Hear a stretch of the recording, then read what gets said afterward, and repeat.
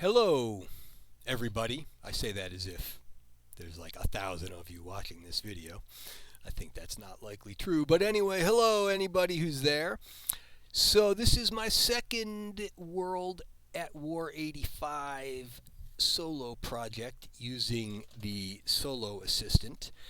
Last time I did a pretty big scenario, scenario 17 from the Storming the Gap module. This time I'm doing a huge scenario and I have made it even huger.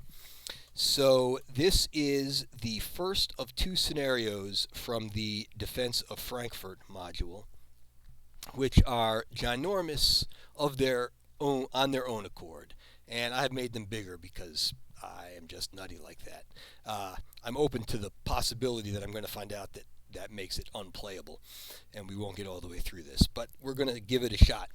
So I'm going to talk a little bit about the scenario and what's happening here, and I'm going to talk a little bit about the forces and the the additions that I have made, and explain all of this stuff that's sitting here. First of all, this is the map.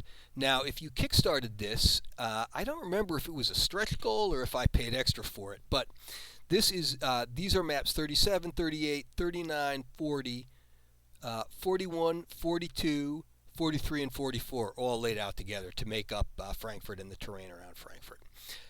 The something I got as part of the Kickstarter, I can't remember, like I said, if I paid extra, but I think it was a stretch goal, is a roll-up vinyl, or maybe not vinyl, it's not material, tough, this map all laid out in one big sheet. It's on my table. I considered setting this up and playing it with the physical counters on my table, but that just seemed unmanageable to me. So if you don't have the game and you like the big scenarios and you're thinking about, can I get this set up someplace and play it out over time, I would recommend that add-on if you can still find it. It's pretty cool. At some point I'll try to flash a photo of my copy of it for you, because I do have the map laid out on my table. I just don't have the counters. So this is the map. This is a posited Soviet attack to capture Frankfurt. I don't know a lot about the geography of Germany, but I believe that the idea here is that this is at the end of their initial assault, and this is sort of a big goal for them. And what the Soviets are going to be doing is coming in on this edge of the map here. I think, give me a second here. Yeah, okay, I'm right. So this map here, this is map 38. I don't know why I have the Soviets laid out way down here, because they have to come in on a road on the east edge of map 38. And this way up here is north. I don't have that marked yet. I'll get to that. So basically, the Soviets have to come in either here or here. And what they have to do is drive down, somehow get across different terrain and river barriers and defensive forces. And this objective here, objective B, or this objective here, objective A, they have to capture one of them.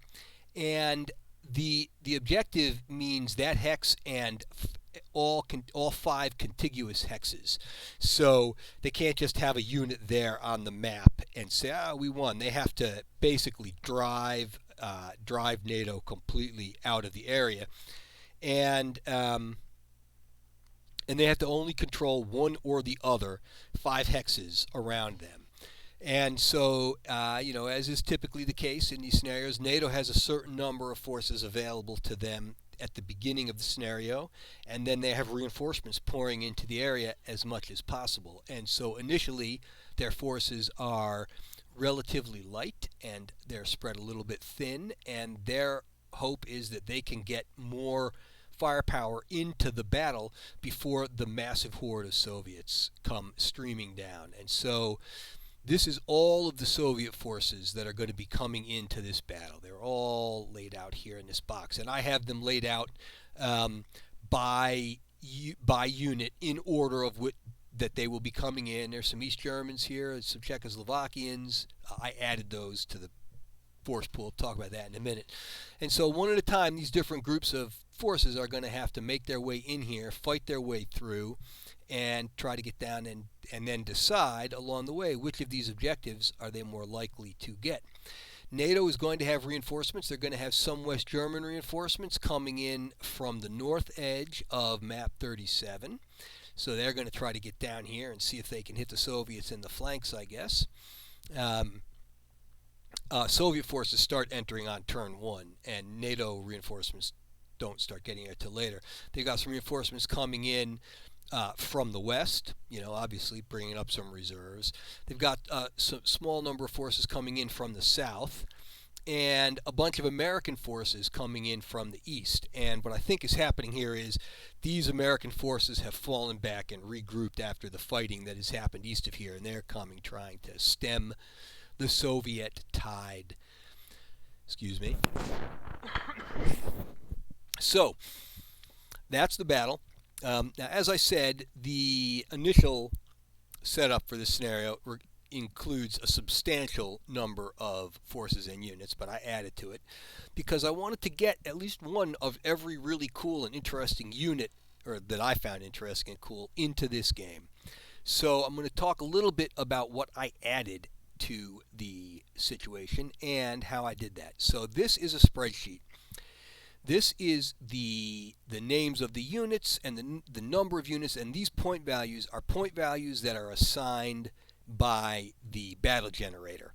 So I just tossed in a whole bunch of different things here, and I stuck the points in, and I took the number of them, and any unit, any on-map unit that has a 2 formation cards in it is multiplied by 1.25. Anyway, so I came up with a final value. I started with the Soviets. I brought in all these extra units, which is massive, and as I said, could be very unwieldy.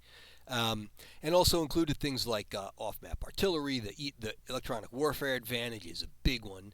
I think in a battle this big with this many formations, it might not be worth 500 points, but we'll see. I've never played with it. I don't know. Air support. These two things here, I don't see them in any scenarios. I remember them from the first iteration of the game. These are anti-tank guided missiles that are fired from Soviet tanks. So they can shoot their guns or they can shoot their missiles. The missiles have a longer range, but if you're shooting at something with reactive armor, you got to deal with how the anti-tank guided missiles have a hard time with that. And so I got some engineers, I got some helicopters, mine plows. There's going to be a lot of minefield stuff going on. Yeah, the Spetsnaz are going to make an appearance, all this stuff. And here's some American forces. And so I put all that stuff in, and I came up with totals. And so the total additional Soviet force pool wound up to be about 6,300 extra points on top of what was already there. Yeah, I know. And the total American extra points ended up being 6,200. Although I think I may have made some mistakes up here. I think I may have failed to do the multiplication for the double. No, I did it right. So that's the number, right? So I added about the same number of extra points for each side. Now, since it's a defense versus offense, maybe I should have done the sort of like 2/3, 1/3 thing. Maybe NATO should only have gotten 1/3 the number of, or 2/3 the number of points, that extra points that the Soviets had. That literally only occurred to me at this very moment. So before I actually start this beast, I may have reduced the amount of firepower that I have added to NATO's side by some measure. I don't know, you can tell me what you think about that. And so let's look over here and see what we've got. This is an 18-turn scenario. It has 2 end operations cards, and it has the battlefield friction and event card, and it has the electronic warfare card in there. And these are all of the reinforcements that are going to be coming in. Yeah, look at what happens. Well, so this is I just put the entire airborne unit on the map here. I'm not sure why I did that instead of put them on the side. And here's another one. These are paratroopers. They're going to parachute in. We got some off-map artillery that's currently available, some that will be coming in later. The Soviets are going to get some chemical strikes along the way. We've got some DPICM, a lot of MLRS. The Soviets have some actual MLRS units on the map, which I'm very excited about. Oh, wrong thing. And so there's that. And now I got to talk a little bit about what they're doing with the formation cards here, because I am using the optional rule of a regimental activation system. So most of the formations involved in this battle, and here I go, I need to keep this zoomed out. Most of the formations involved in this battle are part of a regiment, and so this card here will give you a good example of that. This is the Soviet 211th Tank Regiment, which is part of the 79th Guards Tank Division. And so I don't know if I can get it to show you everything. I guess I can't get it to show you all the different. The first of the 211th, the second of the 211th. So when one of these regimental activation cards, or for the NATO forces, its battalion activation cards, are drawn, all of the formations from that card that are part of the scenario will activate as part of that draw. So I think it's going to make the whole which formations did or didn't activate thing a little bit complex. I'm curious about that. And some of these, so the close air support is just here. So the Soviet helicopter regiment, the Czechs, the East Germans, these artillery units, they're not part of any regiment. They have their own formation cards. But let's look over here at what's going on with NATO. So all of the NATO ground forces are part of this brigade or battalion, part of this battalion. And so when the NATO forces enter the game, these cards will get pulled. And even if every one of these A, B, C, D has not entered the fray, whatever is currently available on that turn will activate at player's discretion. So it's a way to kind of speed things along a little bit in a bigger scenario. I think it'll be interesting to give it a try and see how that works. Yeah, I think that's about it. So these formation cards, they just have them lined up here as they become available in the game. They're going to go into the deck. I just laid them out that way for my own purposes. If you watched my previous videos, I did this weird thing with air support. I was like, oh, I never want the air support to get shot down because I like air support. So that was a mistake. So I'm going to use the air support rules straight up, but it is arranged so that on certain turns, if the air support counter has been shot down, it comes back. More air support is made available later, or you know what I mean, right?